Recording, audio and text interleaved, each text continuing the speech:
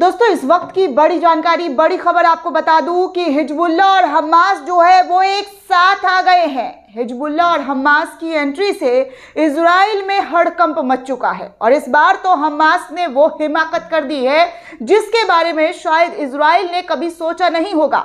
जो इजराइल अपने हाईटेक हथियारों के साथ लगातार गजा पर हमला कर रहा है, गजा को तबाह करने की कोशिश कर रहा है, अब हमास ने अपना आखिरी दांव चल दिया है। हमास के लड़ाके जो है वो इजरायली सैनिकों से 10 कदम आगे बढ़ चुके हैं, क्योंकि इजराइल के सैनिक लगातार चेतावनी अपनी सरकार को दे रहे हैं कि हमास जो है वो फुल प्रूफ के साथ, जी हाँ, फुल प्रूफ प्लान के साथ इजराइल पर अटैक करने के लिए बैठा है। और अब हमास ने मानव बम उतार दिया है। जी हाँ, मानव बम जो है हमास की तरफ से उतार दिया गया है। अब आप सोचिए कि इजराइल जो है वो हमास पर लगातार अटैक कर रहा है, फिलिस्तीन को तबाह करने की कोशिश कर रहा है, गजा पर अटैक हो रहा है। गजा की हालत जो है बहुत बुरी हो चुकी है, लेकिन हमास जिस तरीके से मानव बम उतारता हुआ नजर आया है, ये पूरी दुनिया में हड़कंप मचाने वाली खबर है। और ये खबर किसके जरिए चलाई जा रही है, ये तमाम आपको खबरें मैं आपको बताऊंगी कि किस तरीके से मानव बम का जो इस्तेमाल है वो हमास की तरफ से किया जा रहा है। इससे पहले इजराइल की तरफ से ये दावा किया गया था कि हमास जो है, जी हाँ, हमास जो है वो केमिकल वेपन्स जो है उसको हथियार बना रहा है, केमिकल के जरिए इजराइल को घेरने की कोशिश कर रहा है। केमिकल हथियार से वो इजरायली सैनिकों को डराने धमकाने की कोशिश कर रहा है, उसको मारने की कोशिश कर रहा है। ये तो खबर इजराइल की तरफ से दी गई थी, बताया गया था, आरोप लगाया गया था। लेकिन अब तो मतलब सर से ऊपर वाली खबरें आ रही है कि कोई मानव बम कैसे उतार सकता है। अब इंसान जो है, जो हमास के कमांडर है, वो खुद में बम लगाकर शहीद होने के लिए उतारू हो चुके हैं। खुद को खत्म करने के लिए वो इजरायली सैनिकों के साथ मुठभेड़ करते हुए नजर आएंगे। ऐसी खबर नेटवर्क 18 की तरफ से प्रकाशित की जा रही है। मैं वो तमाम स्क्रीनशॉट बताऊंगी दोस्तों और दिखाऊंगी कि क्या कुछ चल रहा है। और इस वक्त जो है पूरे हमास के अंदर और पूरे इजराइल में किस तरीके का जो माहौल बन चुका है वो काफ़ी डरा देने वाला है। काफ़ी खतरनाक जो है वो तस्वीरें निकलकर सामने आ रही है। तो सबसे पहले मैं आपको नेटवर्क 18 के हवाले से खबर बताना चाहूंगी कि नेटवर्क 18 क्या कुछ लिख रहा है।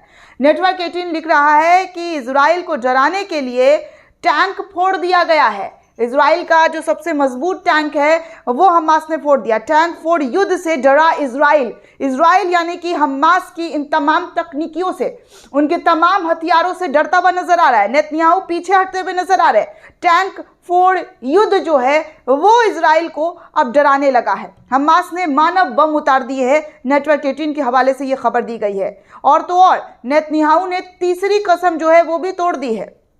जो कसम लिया था कि नेस्तो नाबूद करेंगे, वो अब टूटती हुई नजर आ रही है। आगे ये भी बताया जा रहा है दोस्तों कि एंटी टैंक मिसाइल से लैस है हमास, यानी कि हमास के पास एंटी टैंक का पूरा जखीरा है। वो इस पूरे हथियार और टैंक के साथ इजराइल पर अटैक करने के लिए तैयार बैठा है। मानव बम उतार दिए गए हैं।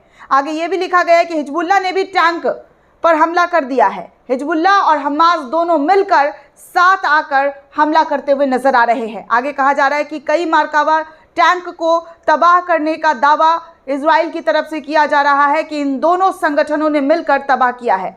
हमास के टारगेट पर इजरायली टैंक जो है लगातार निशाने पर है। एंटी टैंक मिसाइल से लैस हमास जो है वो हमला करने के लिए इजराइल पर ताबड़तोड़ मिसाइलें दाग रहा है। ड्रोन से उड़ाया गया 35 करोड़ का इजरायली टैंक, 35 करोड़ का इजरायली टैंक को हमास ने उड़ा दिया है। दोस्तों आपको बता दूं कि नेतन्याहू जो है वो क्या कसम खा रहे थे और वो तीनों कस्में जो है वो कैसे टूट गई उनकी। सबसे पहले दोस्तों बता दूं कि ऑपरेशन के लिए जो है 3 कस्में खाई गई थी कि हम पैदल सेना को मार्च करवाएंगे, गजा के अंदर घुसाएंगे, ऑपरेशन बख्तरबंद वाली ताकत जो है वो इस्तेमाल करेंगे, तोप खाना जो है उससे हमला करेंगे। लेकिन ये सब कुछ ख़त्म होता हुआ नज़र आ रहा है। आगे ये भी बता दूं नेटवर्क के 18 के हवाले से कि हिजबुल्लाह के पास सबसे ख़तरनाक हथियार इस वक्त बताया जा रहा है।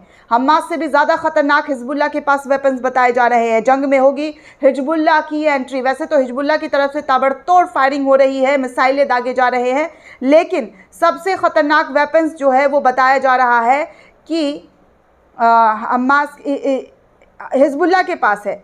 तो उन तमाम हथियारों की जानकारी दोस्तों मैं आपको बताना चाहूँगी कि क्या क्या है, और तमाम वो तस्वीरों के माध्यम से आप देख सकते हैं कि इजरायली सैनिक परेड कर रहे हैं, हाथों में झंडा लिया हुआ है। हिजबुल्लाह के लोग भी परेड कर रहे हैं, हाथों में झंडा लिया है, लेकिन हिजबुल्लाह के पास जितने ताकतवर वेपन्स हैं वो इजराइल के पास भी नहीं है। कहा जा रहा है कि 30,000 रॉकेट और लॉन्ग रेंज वाली मिसाइलें हिजबुल्लाह के पास मौजूद है। आगे ये भी कहा जा रहा है कि 200 से 300 किलोमीटर तक का रेंज वाला हथियार हिजबुल्लाह के पास है, यानी कि रॉकेट्स। सैकड़ों फतेह, यानी कि जो रॉकेट्स है फतेह नाम का, वो 110 मिसाइलों के साथ लॉन्च कर सकता है किसी भी वक्त इजराइल के ऊपर। और तो और कम रेंज वाली फ्यूल्ड बैलिस्टिक मिसाइलें भी हिजबुल्लाह के पास है।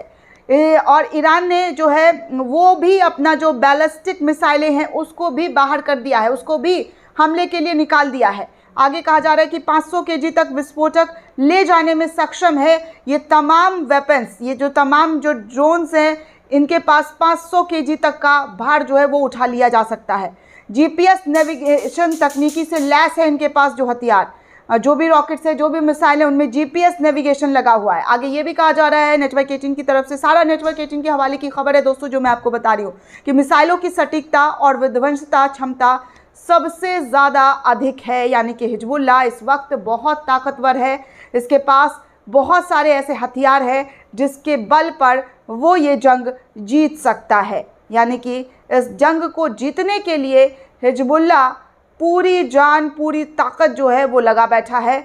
और तो और मानव बम वाली खबर तो दोस्तों सुनकर मैं भी अचंभित हूँ कि इस तरीके का जो है युद्ध में कभी सुनने और देखने को नहीं मिला है कि कोई मानव बम इस्तेमाल कर रहा हो।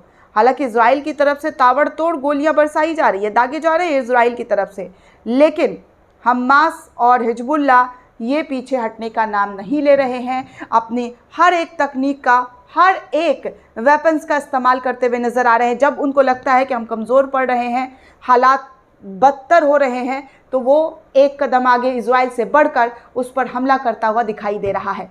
दोस्तों इस पूरे रिपोर्ट को लेकर आप क्या सोचते हैं, आपकी क्या प्रतिक्रिया है, हमें कमेंट करके ज़रूर बताइएगा। साथ ही साथ चैनल को सब्सक्राइब करना बिल्कुल भी ना भूलें।